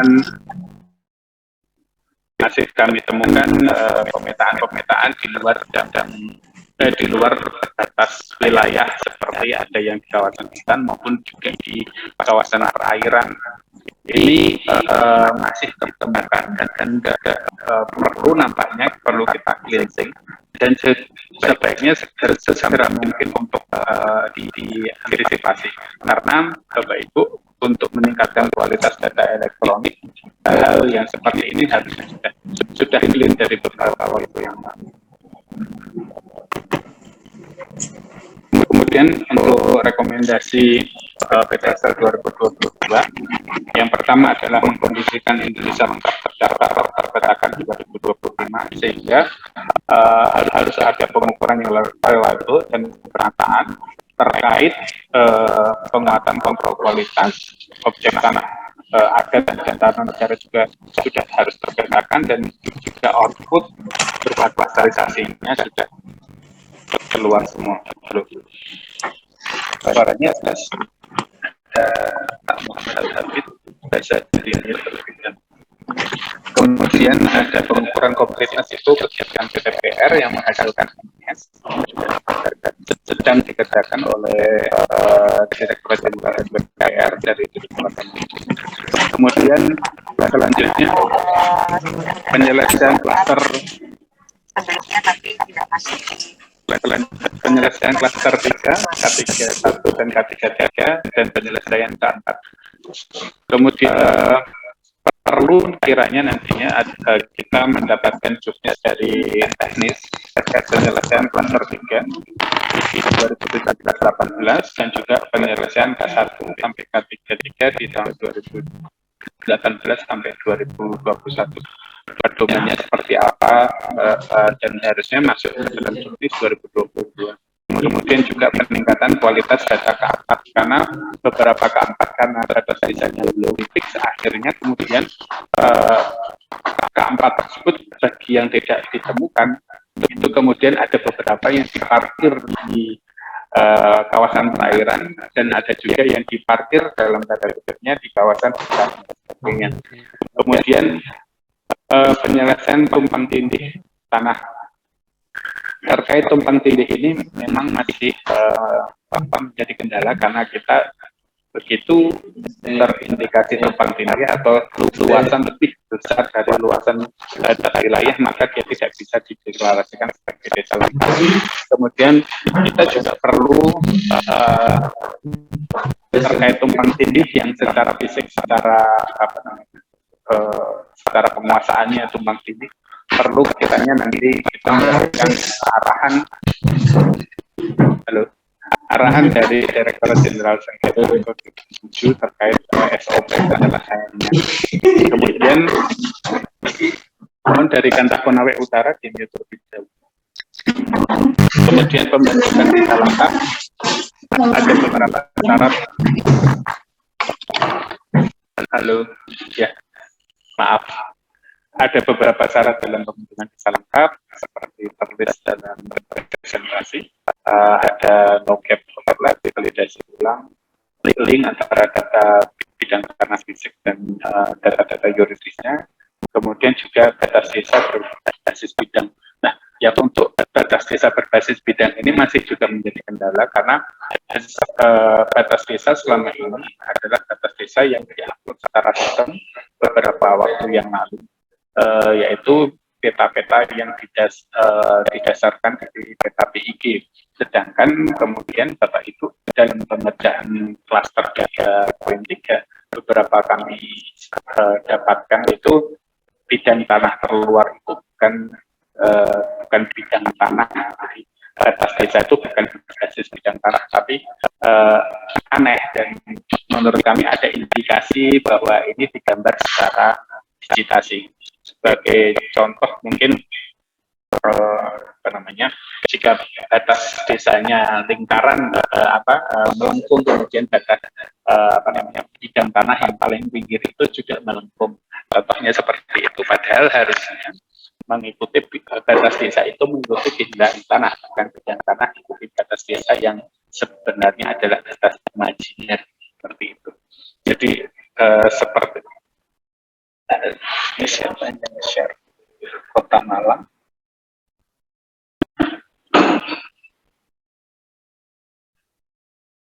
Oke. Mungkin seperti itu. Kemudian selanjutnya peningkatan mutu data PTSL, perencanaan, kualitas dan kuantitasnya seperti apa. Yang perlu di garis bawahi dalam hal ini, yang pertama adalah perencanaan dan penetapan lokasi. Kemudian juga perlu dilakukan opname terhadap warkah atau share. Bisa stop sharing atau not allowed to share reply. Sorry, ada beberapa terpaus. Opname warkah terkait buku tanah dan juga warkah yang harus di-upload ke dalam sistem.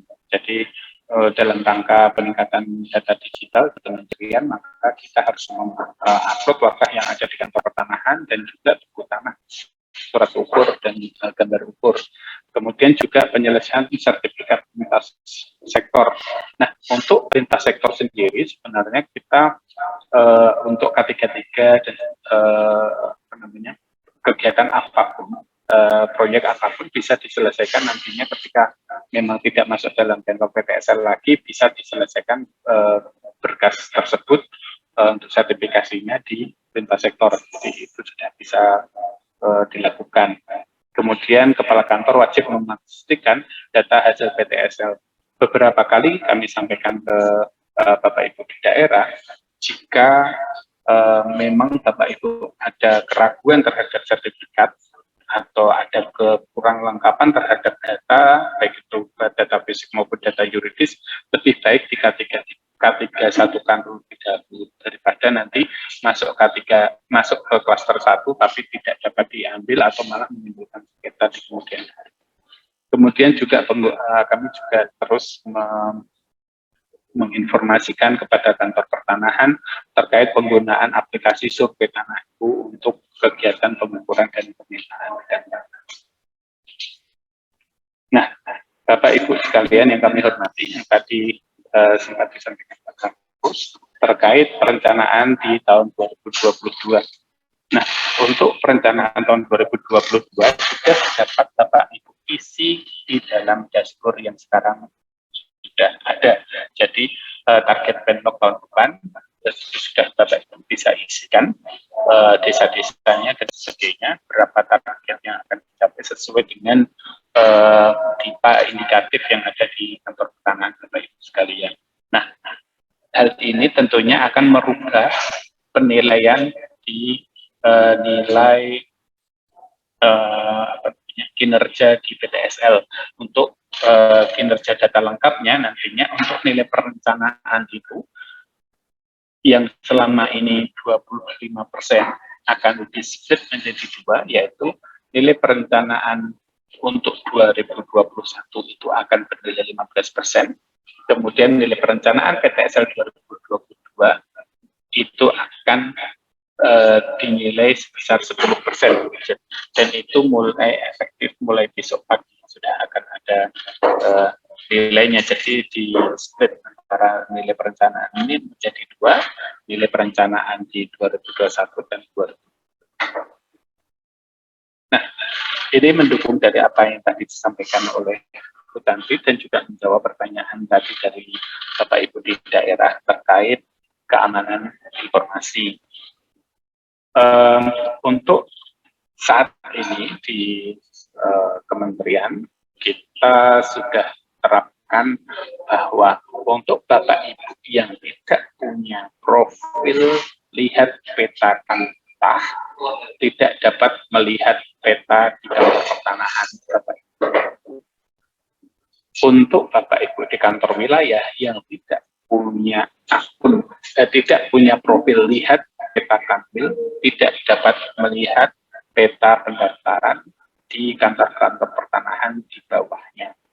Sedangkan untuk Bapak Ibu yang ada di pusat, jika Bapak Ibu tidak mempunyai profil untuk lihat peta pusat, maka Bapak Ibu tidak dapat mengakses peta pendaftaran untuk melihat kantor pertanahan dan kantor wilayah seluruh Indonesia. Jadi sudah ada profil sendiri untuk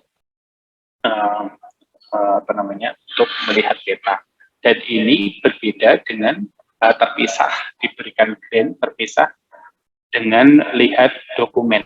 Jadi ada juga yang lihat dokumen pusat, lihat dokumen kanwil, lihat dokumen kantor pertanahan. Nah, settingnya bagaimana Bapak Ibu? Settingnya bisa dari akun pertanahan. Siapa yang bisa mengakses admin?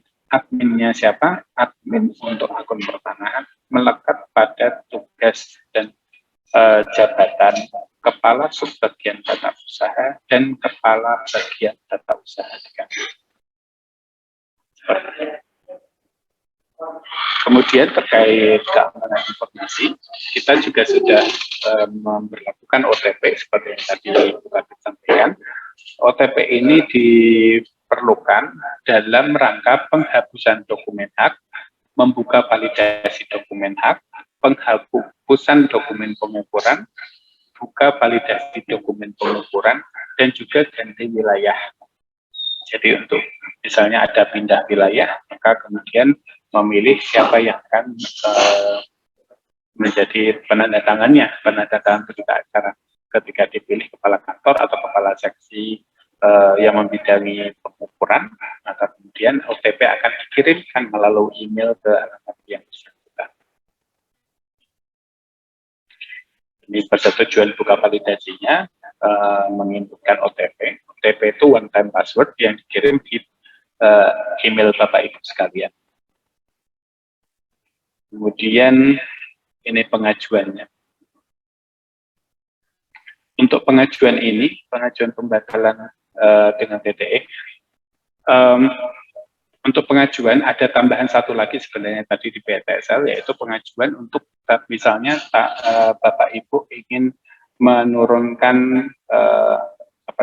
jumlah estimasi nilai bidang tanah lebih kurang dari 500 di luar Jawa atau kurang dari 1000 di Pulau Jawa. Itu nantinya tahun depan akan kita berlakukan seperti halnya Bapak Ibu akan mendeklarasikan desa lengkap. Jadi akan dinilai terlebih dahulu oleh Direktorat Jenderal SPPR, baru kemudian akan diteruskan ke Pusdatin. Jadi tidak seperti metode yang ada di tahun ini, langsung dibersurat ke Pusdatin, akan tetapi nantinya prosedurnya akan lewat aplikasi melalui Direktorat Jenderal SPPR, nanti dari tim kadastral akan menganalisis terlebih dahulu baru dikirim ke Pusdatin. Mungkin seperti itu bahan yang kami dapat sampaikan sebagai pembuka diskusi. Lida, dan tempat kami kembalikan ke Lida. Terima kasih. Baik, terima kasih Pak Irfan. Pak Irfan, tadi kita concern nyambung nih sama materi Pak Irfan yang tentang user dengan pertanyaan yang tentang bagaimana kalau dia mempunyai double jabatan, apakah di KKP sudah difasilitasi untuk hal tersebut? Ya, bisa Ibu nanti disetting untuk yang bersangkutan sebagai PLT. Jadi nanti di office ada settingan yang bersangkutan sebagai PLT, tidak masalah. Oke, berarti sudah aman, jadi tidak ada sharing user karena di aplikasi juga sudah dijagain. Bagaimana kalau ada double jabatan? Ada lagi pertanyaan Pak Irfan, ini untuk perencanaan ya. Apabila ada 10 bidang, kemudian 5 bidang telah dihibahkan kepada pihak lain. 5 bidang lagi untuk dirinya sendiri. Melampirkan alas hak yang global, apakah bisa langsung di entry atau bagaimana ini jadi produk PTSL? Itu pertanyaannya Pak Irfan.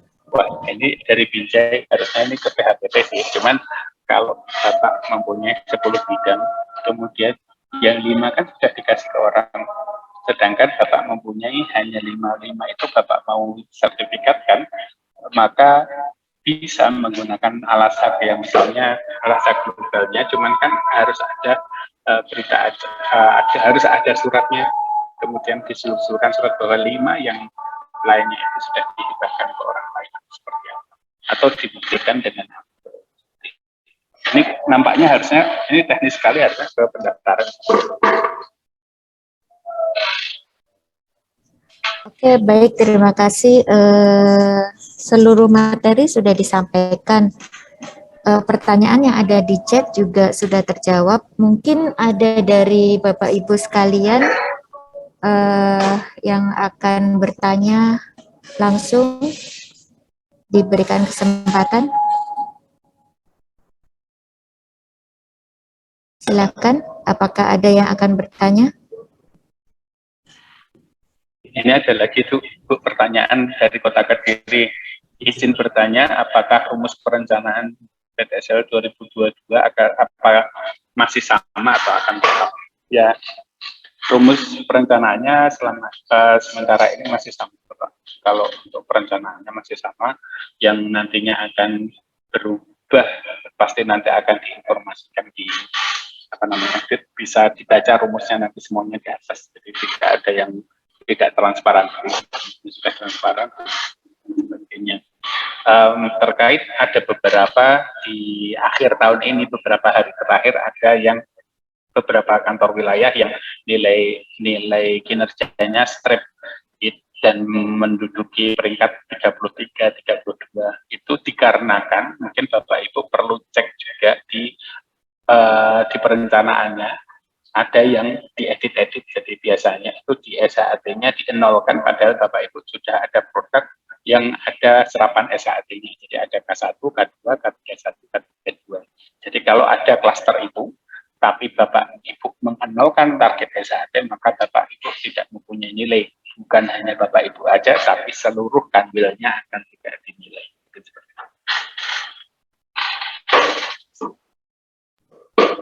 Ada lagi nih, Mas Irfan. Terkait KW4 yang tidak hanya dilakukan reposisi agar tidak akomodir dalam ini yang dari NTB maksudnya gimana ya? Untuk KW 123 kan KW 123 tidak bisa dijadikan K4.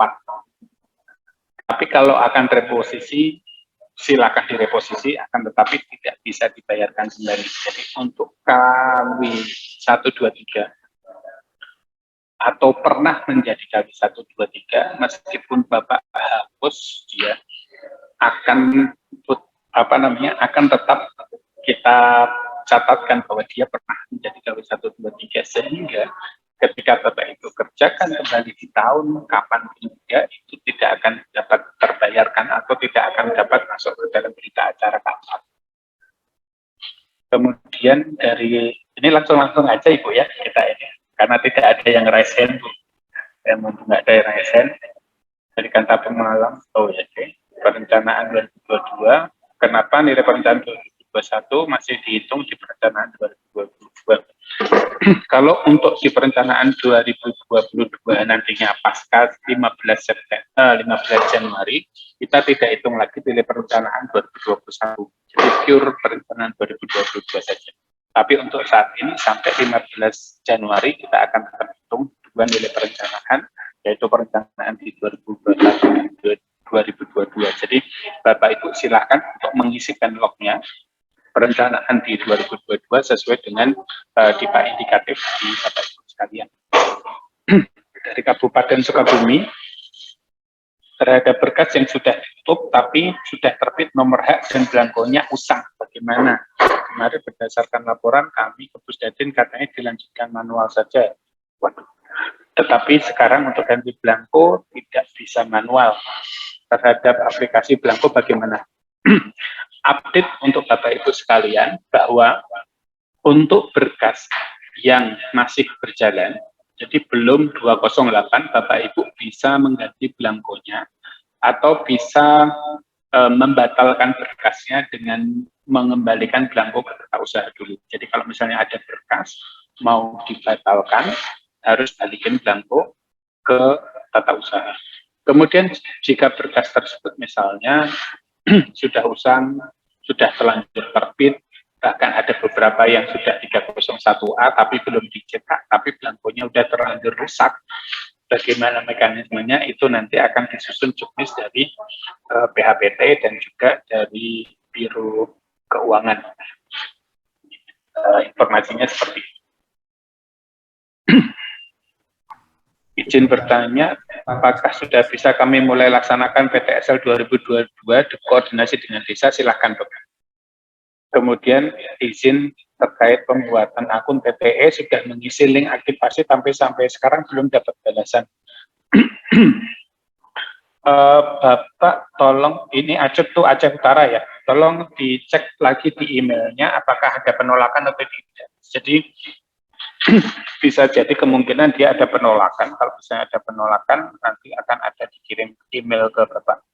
Kalau misalnya tetap tidak ada, misalnya tidak ada penolakan tapi belum terproses, mungkin tinggal menunggu validasi dari BSRE-nya, karena memang ada dua proses verifikasi, yang pertama dari Pusdatin, yang kedua dari BSRE.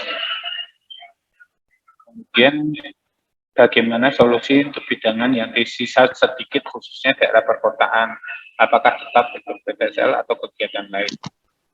Karena lintas sektor tidak ada di Pak untuk tahun depan. Dari Kendal, Bapak, kalau PTSL itu kan harus lengkap terpetakan. Bapak masukkan K33, tidak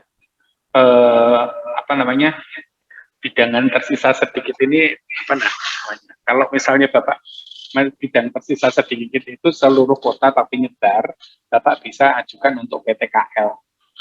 Seperti itu, Bapak.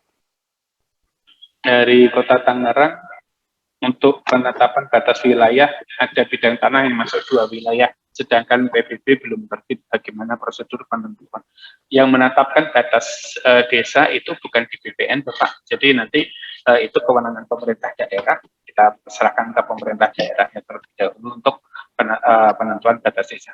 Misalnya bidang tanah ini masuk desa A atau desa B, itu kewenangannya diserahkan ke pemerintah daerah saja. Izin bertanya untuk perencanaan 2022 di mana target PBT lebih besar daripada SHRT, karena kalau sesuai rumus PBT sama dengan SHRT. Kita cermati terlebih lagi rumusnya Bapak Ibu. Untuk perencanaan PBT-nya nanti lebih besar dari SHRT, saya rasa tidak masalah. Yang penting yang Bapak perlu lakukan adalah pemetaan desanya secara lengkap. Jadi kalau PBT-nya lebih besar dari SHT, ya K33 kan terlebih dahulu. Nanti kalau misalnya ada tambahan anggaran di SHT, Bapak bisa proses K1, K2, K31 dan K32-nya. Seperti itu.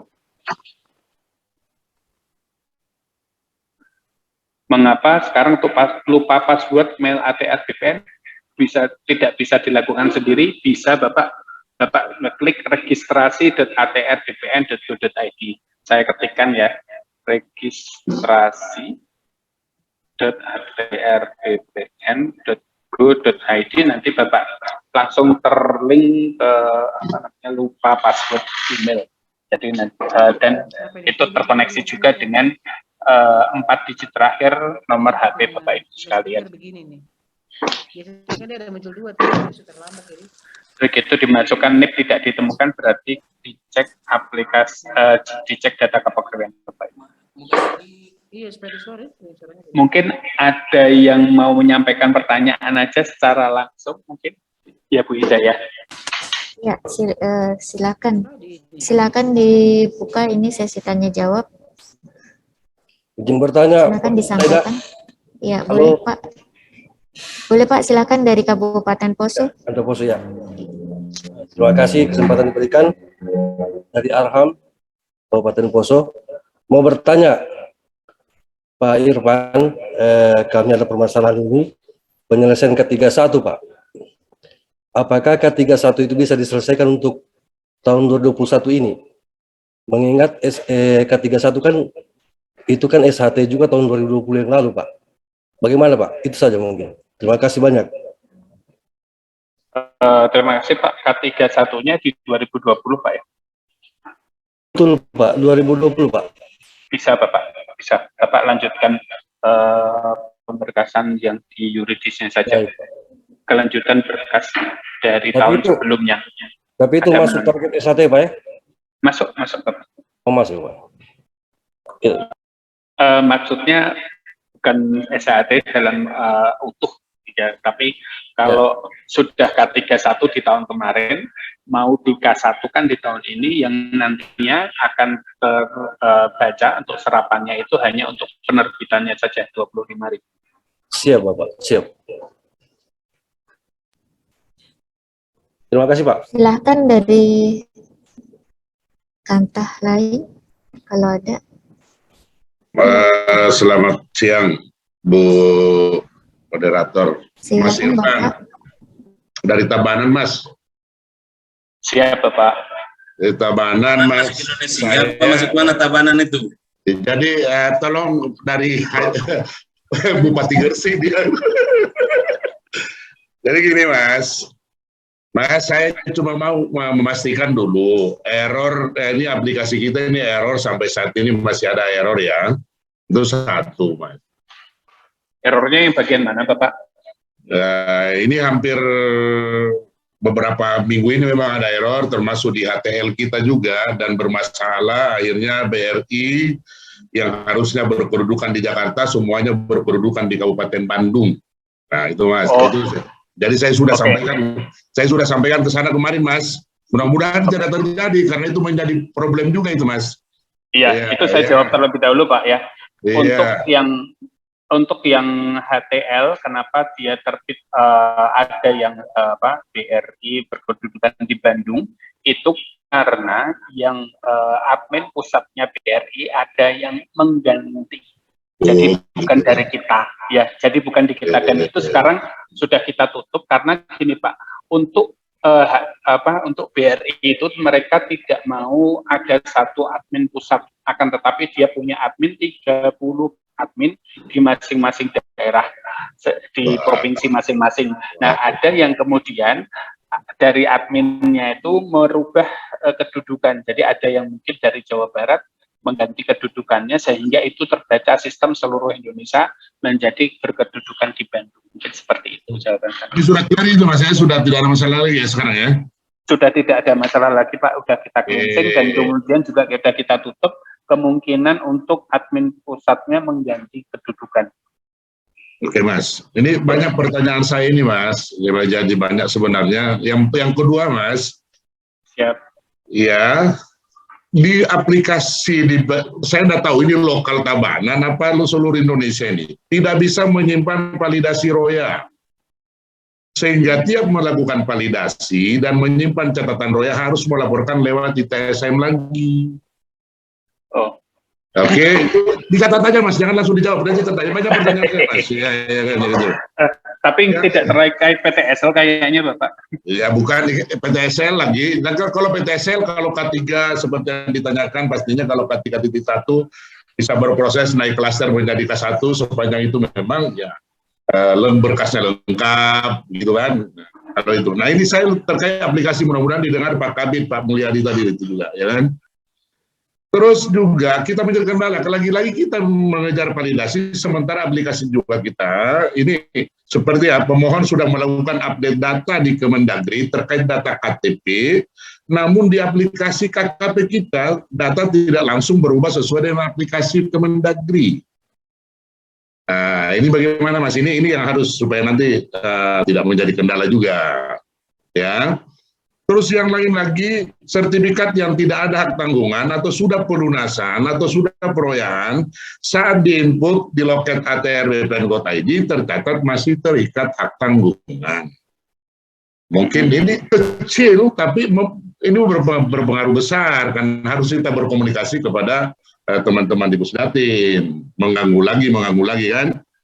Terus pengecekan elektronik juga untuk catatan pendaftaran warisan terbaca error. Ini kadang-kadang memang ini banyak, dan kenapa ini memang ini catatan saya banyak, karena memang ini pure langsung ini terkait dengan pelayanan Mas, dan ini harus menjadi konsentrasi kita bersama gitu loh Pak ya.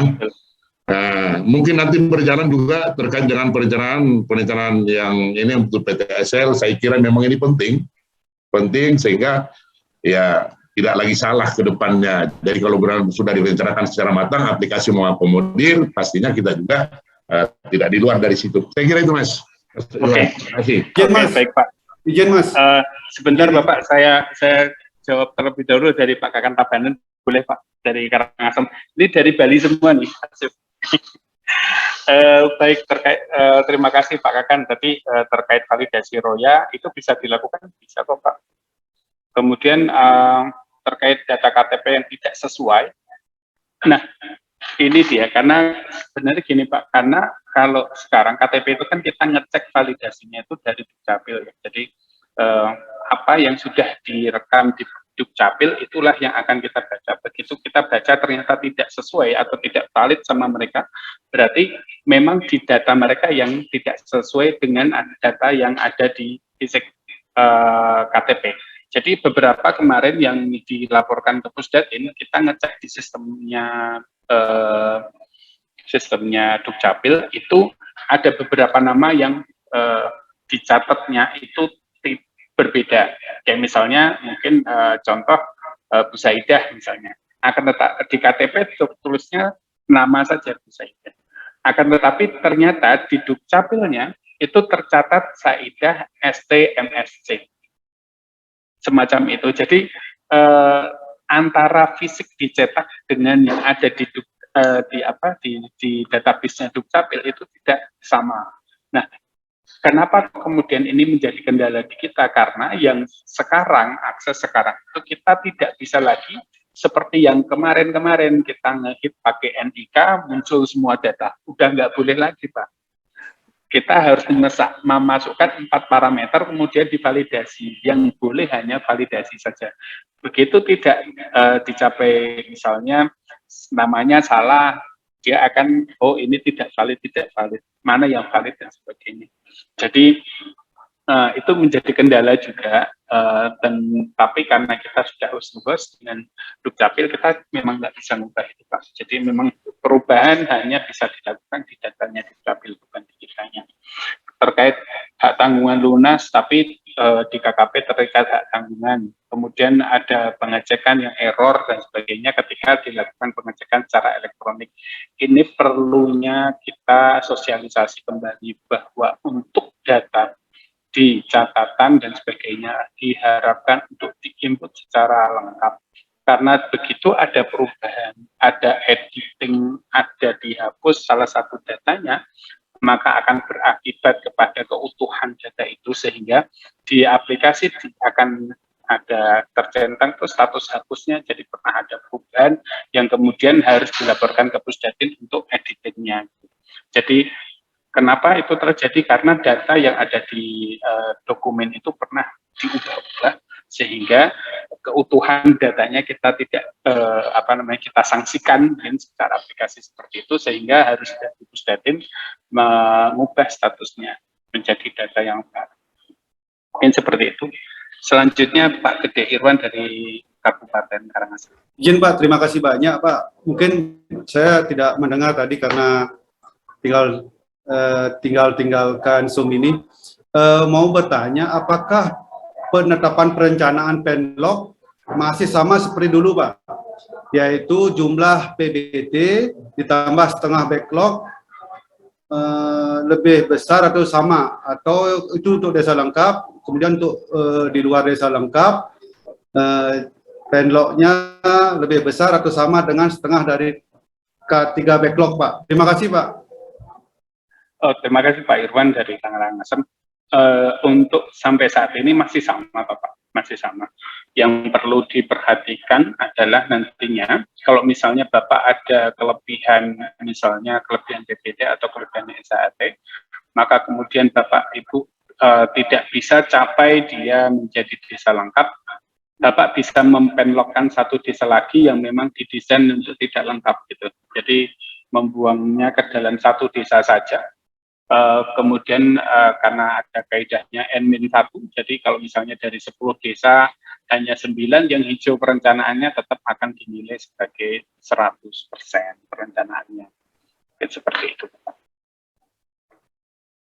Kemudian jika memang kayak kemarin dari Kanwil Papua, itu ada target PBT tahun depan itu sejumlah 1.362 bidang tanah, kemudian ternyata karena ada 10 kantah dari Papua Barat, itu kemudian dari Kanwil dibagi rata ke 10 kantah, jadi malah itu nanti tidak membentuk desa lengkap. Jadi menurut kami, kalau misalnya dari Bapak Ibu, misalnya dari Kanwilnya hanya memperoleh hanya mempunyai target yang sangat sedikit, maka kemudian PTSL-nya tolong difokuskan ke beberapa daerah atau beberapa desa saja sehingga target lengkapnya bisa tercapai. Jadi bukan target kuantitas semata. Terima kasih. Terima kasih, Pak. Kita masih punya 5 menit. Apakah masih ada yang mau disampaikan? Dari Surabaya, Pak. Dari Bu. Konawe dulu aja. Kalau yang ini sering banget. Konawe. Dari Surabaya, Bu. Dari Bantaeng, Pak. Dari Gresik. Silakan dari Konawe, silakan. Konawe Selatan ya. Assalamualaikum warahmatullahi wabarakatuh. Izin untuk Mas Irfan. Siap. Iya, halo. Baik Bu, siap. Yang pertama, Mas, ini saya mau infokan terkait dengan kegiatan PTSL. Terkait dengan kegiatan PTSL di mana untuk pengajuan nominatif dari seksi teknis mengajukan nominatif ke aplikasi TU, namun keterangannya di situ menyampaikan bahwa sudah pernah diajukan.